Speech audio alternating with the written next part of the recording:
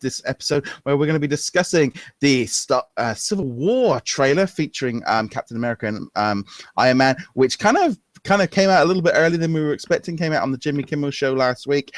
We were all expecting it for The Force Awakens. But Abe, did you get to see the trailer? Yes, I did. I got to see the trailer about 20 plus times. So yes, absolutely. Yeah, I think I'm about 8 or 9. So yeah, no, it's it just looks really interesting. It was kind of slightly different to how I was expecting the movie to be. The way they sort of were telling the story was slightly less. It was much more about Bucky and Captain America. It kind of looks like it's really hard to take. I don't know whether or not is Captain America turning heel on Iron Man, because Iron Man's like, oh, I thought you were my friend. Just like, well, that's the thing. I mean, that trailer gave you like the fuzzies, man. I mean, you felt bad for him, and then you start seeing the fight going on, and you're like, oh, like your mouth, your jaw drops. Like, what's going on? Like, I'm not gonna lie, because we have the DC version coming out, which is Superman versus Batman, and I don't know, the whole, this is just a small little sequence, and you see Bucky and Captain America just duking it out with Iron Man, and that little bit alone makes the trailer so much better than the Batman versus Superman trailer, in my opinion. Mm-hmm. But then again, you don't really get that much of a duke out in the Batman versus Superman, so maybe until they release something like that. Mm-hmm. But I don't know. I suppose it's harder in that situation anyway, because Superman can't really fight Batman hand to hand unless kryptonite's involved. So otherwise, Superman just punches Batman and he goes flying off and he's dead. That's not really much of a fight. Well, that's true. I guess that's why it seems a lot more epic. You know what I mean? Yeah. I mean, it just looks cool. I'm loving the fact of how they're telling. It definitely looks like they're going in a very different. It's like I've read through the Civil War comic book over the last couple of months through Marvel, and read through, I don't know, it must be like 100 comics going through the story of how it works, and I'm instantly sitting and going, they're using that as a sort of a theme. They're not really going with how that worked. They're kind of taking it in an entirely different direction. They're kind of taking elements of it and bringing it in, but they're not doing like just this is the story of Civil War and we're going to redo it. This is like an almost a different take on it. Well, that's what I was going to say. It's crazy because I don't know how many movies in we are into this new Marvel Cinematic Universe. Like 15 movies in now. Yeah. And I don't know, for some reason people can't accept that it's a different story. They're not retelling the comic book. It's similar, but it's a different story. It's not going to be the same. Don't ask them for it. I mean, come on. I mean, Nick Fury wasn't the creator of the Avengers. I mean, he wasn't the one that brought them together, or it wasn't Iron Man who created Ultron. It's all these different things that happen in the cinematic universe. People need to understand that this is a brand new story, kind of like there's a brand new comic book of the Avengers where Thor's a female and Captain America is really Falcon. So it's like there's so many different tellings, and this is a brand new story. So people need to accept that. And anyways, I think everyone's been on the lookout for the little clips because everyone's hoping Spider-Man's in it. Yeah, I was gonna say everybody's been looking for that swinging spider, but if people saw the trailer when it first came out on Jimmy Kimmel, we kind of got a slight possible spoiler of some other two characters possibly appearing in the Spider-Man movie. So there's a lot of things going on. So anyways, but we're talking about this trailer. This trailer was epic. Yeah.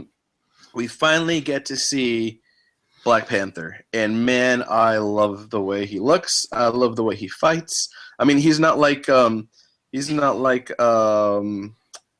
am I thinking?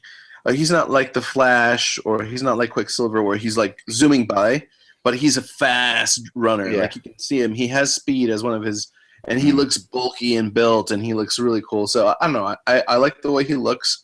Have you noticed that in this trailer we see no crossbones at all? That was interesting to me. It's very.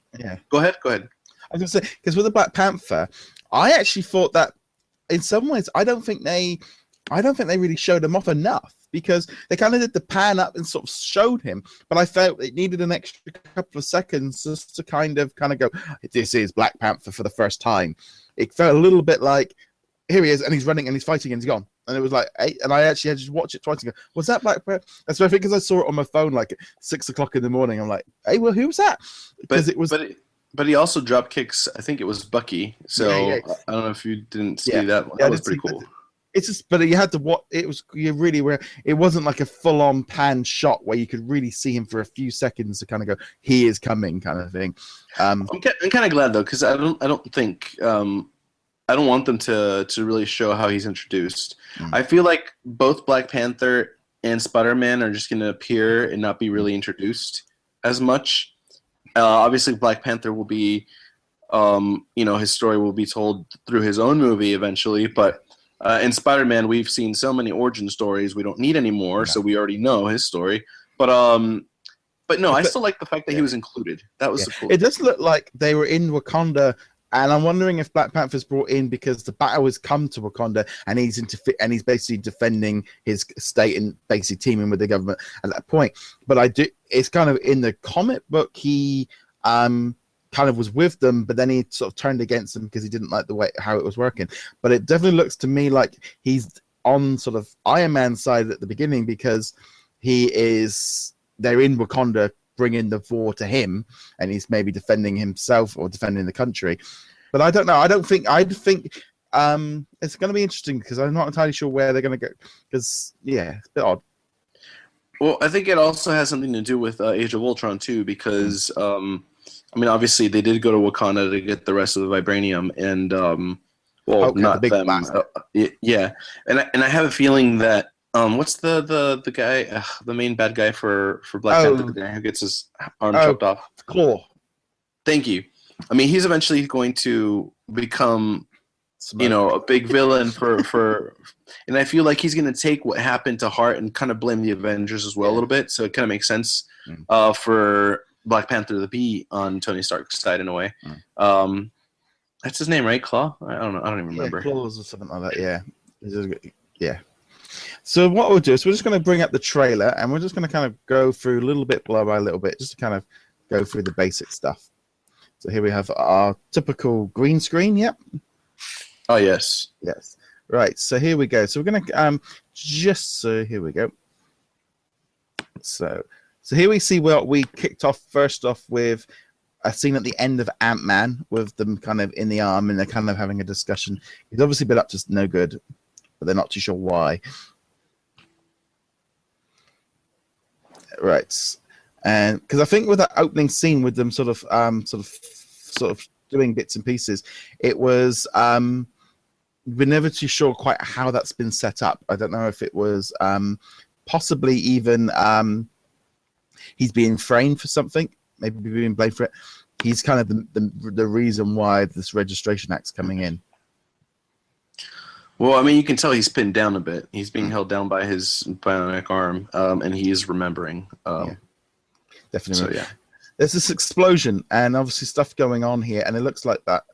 We don't know. Obviously, this is the trouble with the trailers. We're never too sure quite how it all works together in terms of, is it all happening at once? Is it all happening in the right order? Is it? But I think there's going to be an incident at the beginning which tears them apart. Rather than just blaming what happened in Age of Ultron.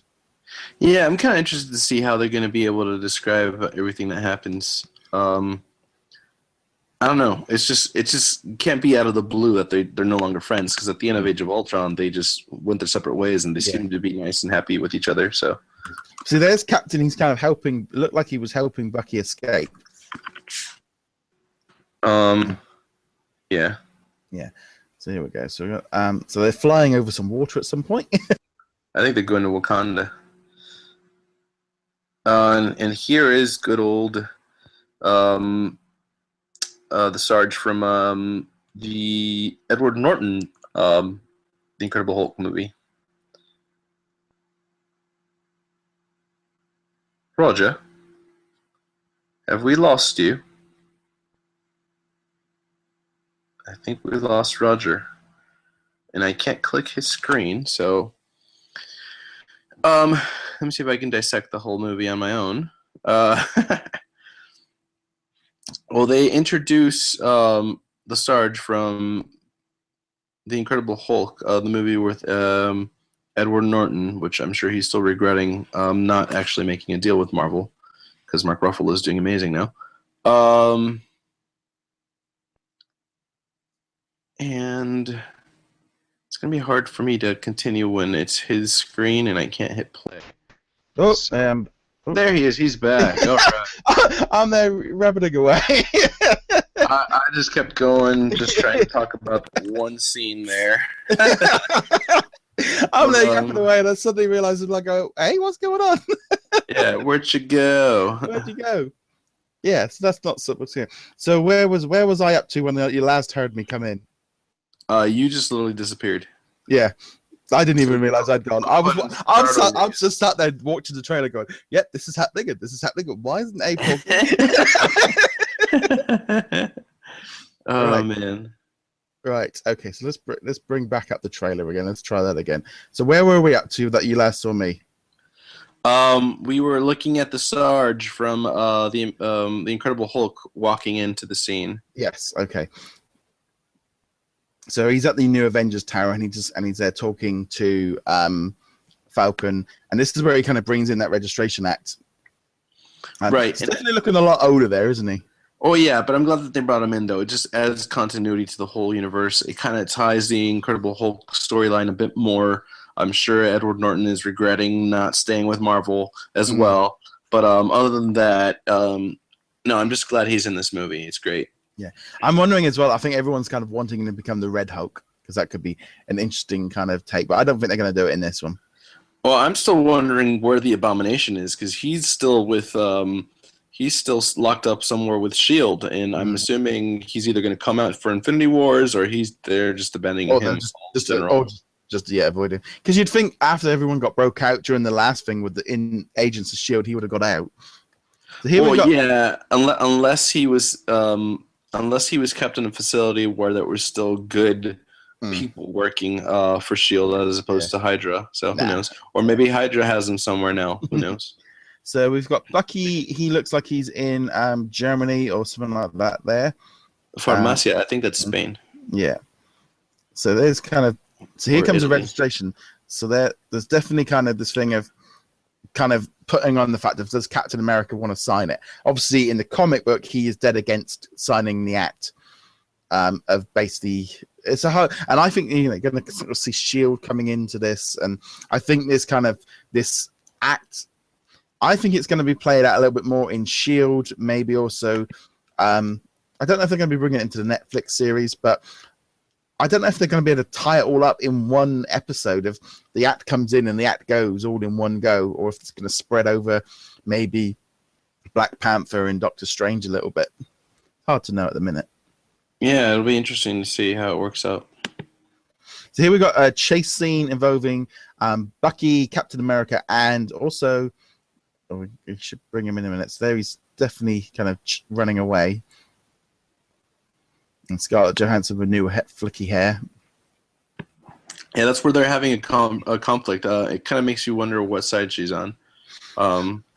Yeah, I think she'll be. I think she's on Iron Man's side. So he is Captain. He's definitely surrendering to the armed forces, and this is the big kind of moment, really, of sort of Captain America and Iron Man. Kind of. I mean, Tony Stark's got a black eye there.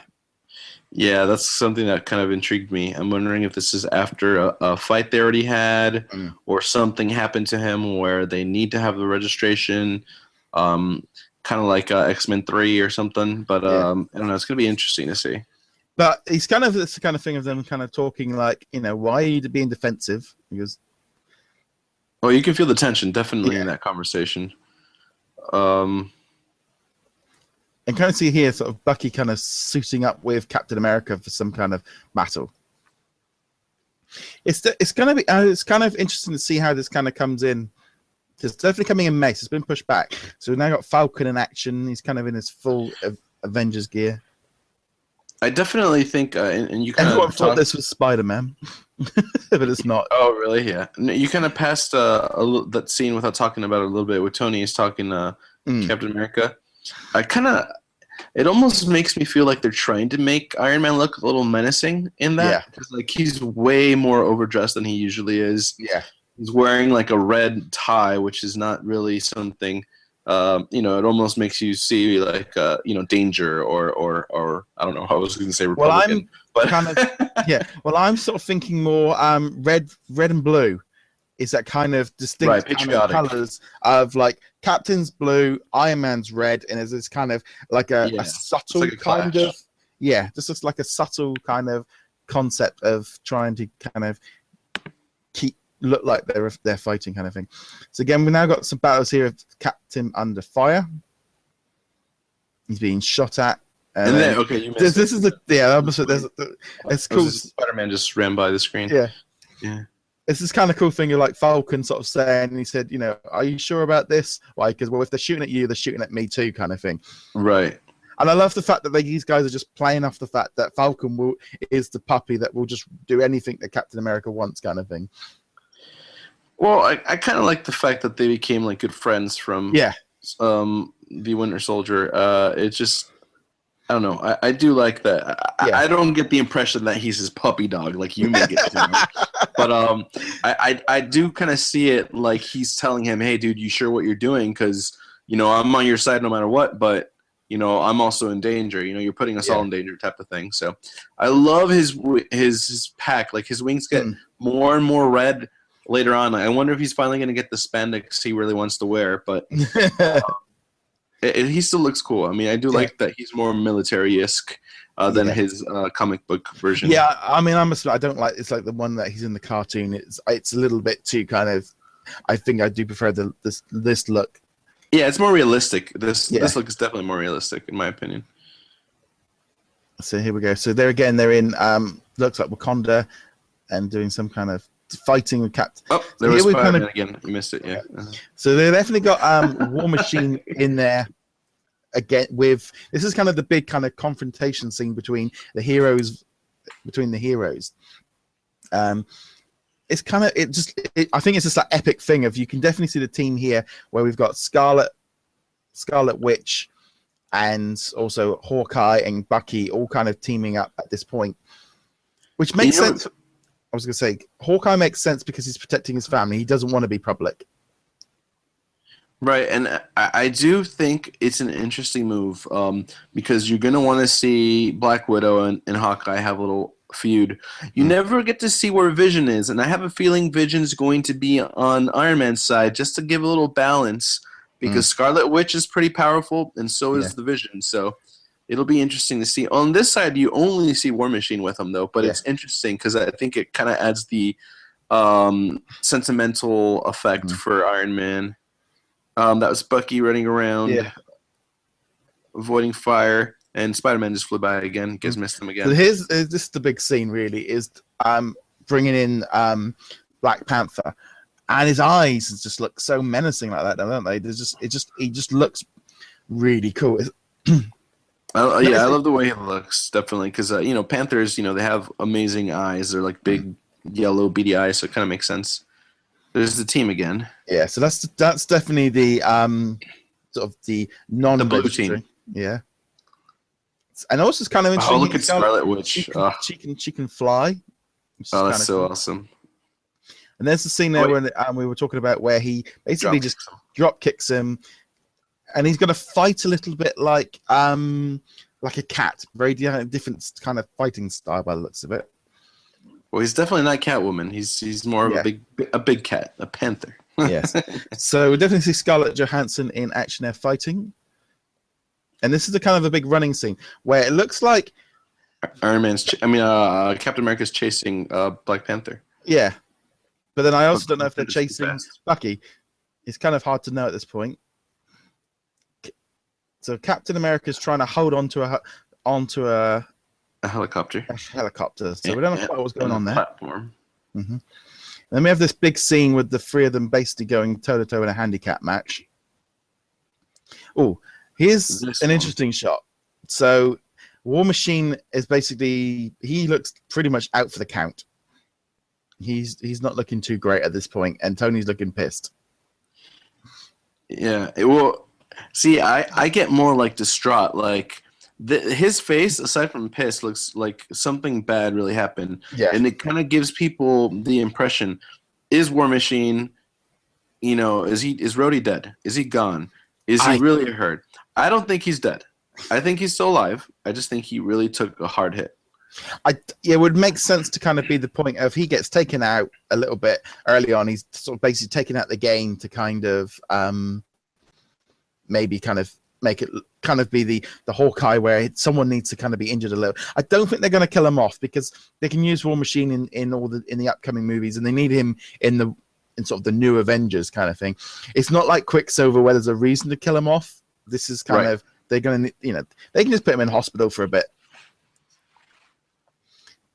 And then we've kind of got this big fight off between, you're my friend. This one was sad, yeah. This is the part where, like, you kind of feel for Iron Man. Yeah. And then epicness. This is the part where everybody's jaw drops and, like, what's going on? But no, there we go. So that is the trailer. And that shadow that goes over Civil War, did you see that shadow? That was Spider-Man. All right. I must have spotted Spider-Man like 6 times in this trailer, I swear. I think he is going to be a cameo at best. I think it's going to be tiny. I think it could even just be a quick shot of going, there's this guy in New York flying around like a spider that needs to be registered.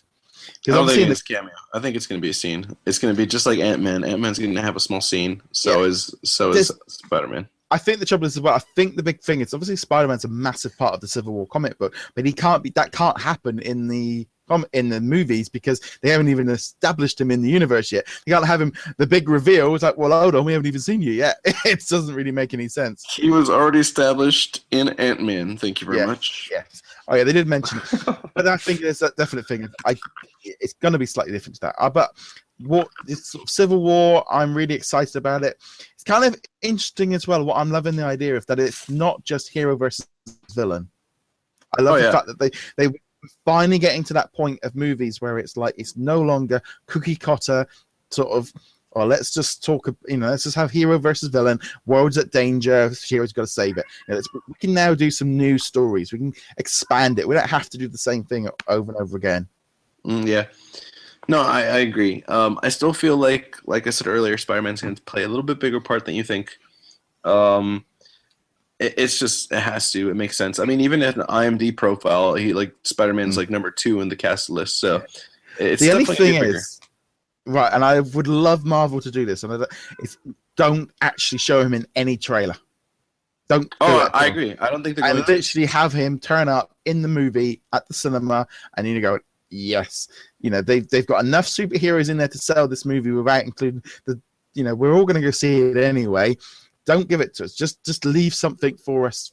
I don't know if they're going to be able to hold out another 6 months for that, but I think it would be cool if they did it. I think so too. I don't think they're going to mention him at all. Anything else you want to add to that before we finish off this episode?